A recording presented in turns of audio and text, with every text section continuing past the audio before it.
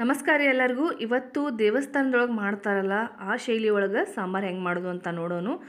ಮಂಗಳೂರು ಉಡುಪಿ ಸುತ್ತಮುತ್ತ ನಾವು ದೇವಸ್ಥಾನಕ್ಕೆ ಹೋಗಿರ್ತೇವಲ್ಲ, ಅಲ್ಲಿ ಅನ್ನಪ್ರಸಾದದೊಳಗೆ ಇದೇ ಥರ ಮಾಡಿರ್ತಾರೆ ಸಾಂಬಾರು. ನಾವು ಎಷ್ಟೇ ಟ್ರೈ ಮಾಡಿದ್ರು ಆ ಟೇಸ್ಟ್ ಬರ್ತಿರೋದಿಲ್ರಿ. ಬರ್ರಿ ಇವತ್ತು ಪರ್ಫೆಕ್ಟಾಗಿ ಅದೇ ರೀತಿ ದೇವಸ್ಥಾನದ ಶೈಲಿ ಒಳಗನ ಯಾವ ರೀತಿ ಸಾಂಬಾರು ಮಾಡೋದು ಅಂತ ನೋಡೋನು. ಮೊದಲಿಗೆ ನೋಡ್ರಿ, ಮಂಗಳೂರು ಸೌತೆಕಾಯಿನ ಚೆಂದಾಗೆ ತೊಳೆದು ಸ್ವಲ್ಪ ದೊಡ್ಡ ಸೈಜ್ ಒಳಗೆ ಕಟ್ ಮಾಡಿ ಇಟ್ಕೊಂಡೇನಿ. ನೀವು ದೇವಸ್ಥಾನದೊಳಗೆ ಎಲ್ಲೇ ತಿಂದ್ರೂ ಇದೇ ಶೇಪ್ ಒಳಗನ ಕಟ್ ಮಾಡಿರ್ತಾರೆ. ಈ ಮಂಗಳೂರು ಮತ್ತು ಉಡುಪಿ ಸುತ್ತಮುತ್ತ ನೀವು ಯಾವುದೇ ದೇವಸ್ಥಾನದೊಳಗೆ ಅನ್ನಪ್ರಸಾದವನ್ನು ಸ್ವೀಕರಿಸಿದ್ರೆ ಗೊತ್ತಿದ್ದೇ ಇರ್ತೈತಿ.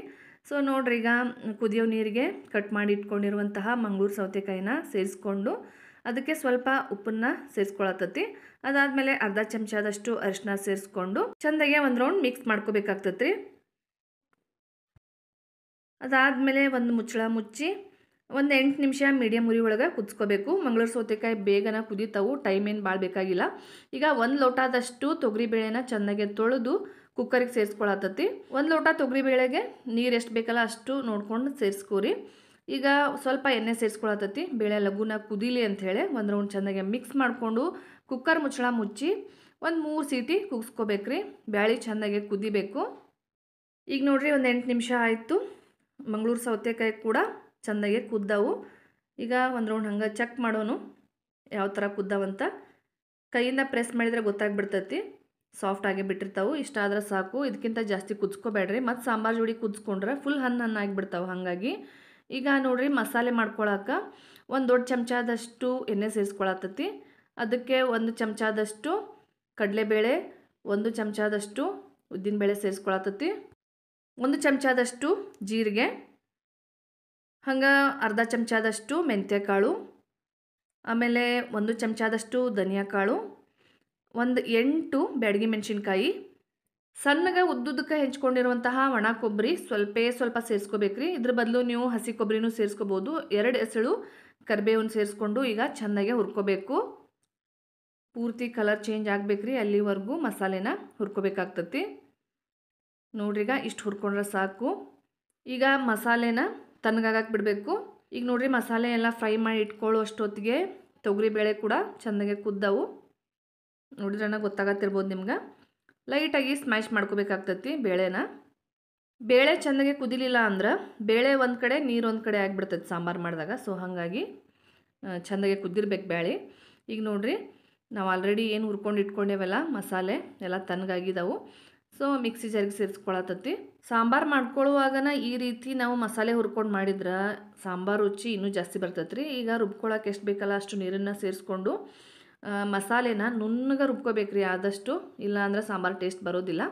ಸೊ ನೋಡ್ರಿ, ಈಗ ಘಮ ಘಮ ಅಂತಿರೋ ಮಸಾಲೆ ರೆಡಿ ಆಯಿತು, ಸಾಂಬಾರು ಮಸಾಲೆ. ಈಗ ನೆಕ್ಸ್ಟು ಆಲ್ರೆಡಿ ನಾವು ಮಂಗಳೂರು ಸೌತೆಕಾಯಿನ ಕುದಿಸ್ಕೊಂಡು ಇಟ್ಕೊಂಡಿದ್ವಲ್ರಿ, ಅದ ಪ್ಯಾನ್ಗೆನ ಸ್ಟವ್ ಆನ್ ಮಾಡಿ ಬೇಳೆ ಸೇರಿಸ್ಕೋಬೇಕು. ಅದಾದಮೇಲೆ ರುಬ್ಕೊಂಡಿರುವಂಥ ಮಸಾಲೆನೂ ಕೂಡ ಇದೇ ಪ್ಯಾನ್ಗೆನ ಸೇರಿಸ್ಕೋಬೇಕು. ಈಗ ಚೆಂದಾಗೆ ಒಂದು ರೌಂಡ್ ಮಿಕ್ಸ್ ಮಾಡ್ಕೋಬೇಕ್ರಿ. ನಾವು ತುಂಬ ಸಾರಿ ದೇವಸ್ಥಾನಕ್ಕೆಲ್ಲ ಹೋದಾಗ, ಧರ್ಮಸ್ಥಳಕ್ಕಾಗಲಿ ಉಡುಪಿಗೆ ಆಗಲಿ ಎಲ್ಲೇ ಹೋದ್ರೂ ದೇವಸ್ಥಾನದೊಳಗೆ ತಿಂದಿರ್ತೇವೆ. ಆದ್ರೆ ಮನೆಗೆ ಬಂದು ಮಾಡ್ಬೇಕಂದ್ರೆ ಆ ಟೇಸ್ಟ್ ಎಷ್ಟೇ ಪ್ರಯತ್ನ ಪಟ್ಟರು ಬಂದಿರೋದಿಲ್ಲ. ಈ ರೀತಿ ನೀವು ಮಾಡ್ಕೋಬೋದು. ಈಗ ನೋಡ್ರಿ, ನೀರನ್ನು ನೋಡ್ಕೊಂಡು ಸೇರಿಸ್ಕೋರಿ. ಹೆಚ್ಚಾಗಿ ನಾವು ದೇವಸ್ಥಾನದೊಳಗೆಲ್ಲ ಸಾಂಬಾರು ಏನು ತಿಂತೇವಲ್ಲ ಸ್ವಲ್ಪ ತಿಳುವಾಗಿರ್ತೈತಿ. ಅದೇ ರೀತಿ ಬೇಕು ಅಂದರೆ ಸ್ವಲ್ಪ ನೀರು ಜಾಸ್ತಿ ಸೇರಿಸ್ಕೋರಿ. ಬೇಡ ಅಂದರೆ ನೀವು ಸ್ವಲ್ಪ ನೀರು ಕಮ್ಮಿ ಸೇರಿಸ್ಕೊಂಡು ಸ್ವಲ್ಪ ಗಟ್ಟಿಯಾಗಿ ಮಾಡ್ಕೋಬೋದು ಸಾಂಬಾರನ್ನ. ಈಗ ಮೇನ್ ಏನಪ್ಪ ಅಂದ್ರೆ ಸಾಂಬಾರ್ಗೆ ಒಗ್ಗರಣೆ ರೆಡಿ ಮಾಡ್ಕೋಬೇಕು. ಒಗ್ಗರಣೆಗೆ ಒಂದು ದೊಡ್ಡ ಚಮಚದಷ್ಟು ಎಣ್ಣೆ ಚೆಂದಾಗೆ ಕಾದ್ಮೇಲೆ 1 ಚಮಚದಷ್ಟು ಸಾಸಿವೆ ಚಿಟಪಟ ಅಂದಮೇಲೆ 1 ಚಮಚದಷ್ಟು ಜೀರಿಗೆ ಸೇರಿಸ್ಕೋಬೇಕಾಗ್ತೈತ್ರಿ. ಹಂಗೆ ಸ್ವಲ್ಪ ಇಂಗು, ಒಂದು 3 ಬ್ಯಾಡಗಿ ಮೆಣಸಿನ್ಕಾಯಿನ ಮುರಿದು ಸೇರಿಸ್ಕೊಂಡತಿ. ಹಂಗೆ 2 ಎಸಳಷ್ಟು ಕರಿಬೇವು. ಈಗ ಎಲ್ಲ ಇಂಗ್ರೀಡಿಯೆಂಟ್ಸ್ನು ಒಂದು ರೌಂಡ್ ಚೆಂದಾಗೆ ಮಿಕ್ಸ್ ಮಾಡಿಕೊಂಡು ಸೀದಾ ಸಾಂಬಾರ್ಗೆ ಸೇರಿಸ್ಕೋಬೇಕಾಗ್ತತಿ. ನೀವು ಮಂಗಳೂರು ಸೌತೆಕಾಯಿ ಬದಲು ಬೇರೆ ಬೇರೆ ತರಕಾರಿನ ಸೇರಿಸ್ಕೊಂಡು ಇದೇ ರೀತಿ ಸಾಂಬಾರನ್ನ ಮಾಡ್ಕೋಬೋದ್ರಿ, ಅಗದಿ ಟೇಸ್ಟಿಯಾಗಿರ್ತೈತಿ. ಈಗ ಇದಕ್ಕೆ ಹುಣಸೆಹಣ್ಣಿನ ರಸ ಸೇರಿಸ್ಕೊಳತತಿ.